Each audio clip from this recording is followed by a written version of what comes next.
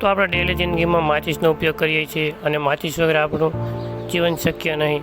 સવાર ઉગીએ અને જ્યાં સુધી દાડો હાથમે ત્યાં સુધી માચિસનો આપણે ફૂલ ઉપયોગ કરીએ છીએ, જ્યાં એ ગરીબની ઝોંપડી હોય કે અમીરનું ઘર હોય. તો શું તમને ખબર છે કે આ માચિસ ફેક્ટરીમાં કઈ રીતે બને છે?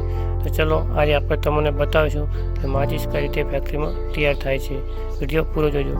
તો સૌપ્રથમ શું કરવામાં આવે છે, જે પોચા લાકડા આવે એ લાકડાને લેવામાં આવે છે. લાકડા લેવા પછી તેનું સારી રીતે કટિંગ કરવામાં આવે છે. કટિંગ કર્યા પછી જે લાકડું સારું હોય તેને રાખી છે અને વેસ્ટેજને સાઈડમાં ફેંકી દે છે.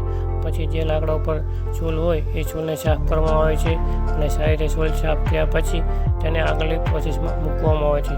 આગળની પ્રોસેસમાં શું થાય છે, જે લાકડું છે તેને સારી રીતે રંધા મશીન આવે એ રંધા મશીનમાં અંદર ફિટ કરી દે છે અને જેવું આપણે કાપડ હોય ને એવી કાપડની રીતે તેના જેવી છાલ જેવું છે ને છાલ જેવું નીકળે છે. અને આવી બધી પ્રોસેસમાં થોડા ટાઈમ પછી જે પ્રોસેસ થયા પછી તેને આગળ મૂકવામાં આવે છે અને આગળ પાછી અલગ પ્રોસેસ હોય. આગળ કેવું હોય છે કે જે એક બેલ્ટ હોય છે, બેલ્ટ ઉપર આખો જે પટ્ટો હોય છે ને એ પટ્ટો મૂકી દેવાનો. એની અંદર ઘણા બધા પટ્ટા હોય છે, એ બધા ભેગા કરીને મૂકી દે. પછી એ આગળના મશીનમાં લઈ જાય છે. આગળના મશીનમાં શું હોય, જ્યાં પેલો આગળનો ભાગ હોય એ બધો સરખો વેસ્ટેજ હોય એ કાઢી નાખે અને પછી મશીન સેટ કરી નાખે તો જે તેલિયો છે ને બનવાની પ્રક્રિયા ચાલુ થઈ જાય છે. એકવાર મશીન સેટ કર્યા પછી તેની લગભગ એક હંગાતે 10-15 હજાર જેટલી તેલીઓ છે ને એક હંગાત બને છે અને આવી પ્રોસેસ ચાલુ રહે છે. અને પછી એના પછી બીજી આગળની પ્રોસેસ હોય. જે બધી તેલીઓ પડી હોય એ તેલીઓને એક છારિયામાં ભરી અને બહાર લઈ જવામાં આવે છે. બહાર તેને ધૂપમાં સુકાવવામાં આવે છે. થોડો ઘણો ભેજ હોય જેના કારણે તેલીઓ ખરાબ થઈ જાય એટલે તેને બારી ધૂપમાં થોડી વાર માટે 2-3 કલાક માટે સુકાવવામાં આવે છે અને પગનથી તેને આમ અલગ અલગ કરી અને તેલીઓ સુકાવા દે છે. પછી છે ને સળીઓને હીટ આપવામાં આવે છે. જે તેલીઓને હીટ આપે છે જેના કારણે જે અંદરનું મોઇશ્ચર હોય એ કદાચ તડકામાં સારી રીતે ના સૂકી હોય તો એકદમ સારી રીતે સુકાઈ જાય છે અને જેના કારણે તેલીઓ એકદમ કઠોર અને મજબૂત થઈ જાય છે. પછી આવી રીતે જે તેલીઓ છે ને ઉપર એ રૂમમાં મૂકે છે અને તેનું ટેમ્પરેચર મેન્ટેન હોય છે. જે ટેમ્પરેચર રોજ એ સેટ કર્યા પછી તેને છે ને તેલીઓને એક છાયણો હોય છે એ છાયણા અંદર નાખવામાં આવે છે. જે મોટા મોટા દોડિયા કે તબેલા જે ભરી અને અંદર નાખવાના. પછી જેની અંદર જે પ્રોસેસ હોય જેની અંદર તેલીઓનો છે ને એક ગોળ રાઉન્ડનું મશીન હોય છે. એ મશીનની અંદર ગોળ રાઉન્ડ તેલીઓ જે એડજસ્ટ થતી હોય છે અને એક બેલ્ટથી તેલીઓ આગળ થઈ જાય છે. જે આ મશીનનું મેન કારણ એ પ્રોસેસ છે કે જે અંદર તેલીઓ ખરાબ અને જે પતળી તેલીઓ કે નાના ટુકડા હોય એ અલગ થઈ જાય અને જે એકદમ સારા ટુકડા હોય એ આગળ જાય છે. અને આ પ્રક્રિયા થોડો ટાઈમ ચાલી જાય છે.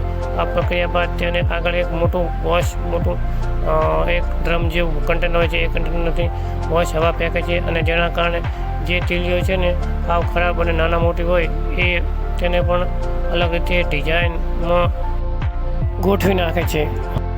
આ પ્રોસેસ બાદ તેલીઓ ઉપર જે પોટેશિયમ ક્લોરાઇડ આવે ને એ લગાવવામાં આવે છે જેના કારણે છે ને તેલીઓ આગ પકડે છે અને થોડી વારમાં બધી તેલીઓ સુકાઈ જાય છે અને એકદમ માચિસમાં પેક થઈ જાય એમ તેલીઓ તૈયાર થઈ જાય છે. અને આ કેમિકલ એટલું બધું તેજ આવે કે ઘણી વારમાં પણ સુકાઈ જાય છે. તો આવી રીતે તેલીઓની બનવાની પ્રોસેસ તો પૂરી પતી જાય છે. પણ હવે વાત પેકેજિંગની આવે તો તેને પેકેજ કઈ રીતે કરવામાં આવે. તો પેકેજ માટે શું, જે ઉપરલા બેલ્ટથી જે તેલીઓ આવતી હોય તેને એક બેલ્ટના મદદથી એક હરખાતે લગભગ હજારો તેલીઓ નીકળે છે અને તેનો આગળ બોક્સ સેટ કરેલો હોય છે.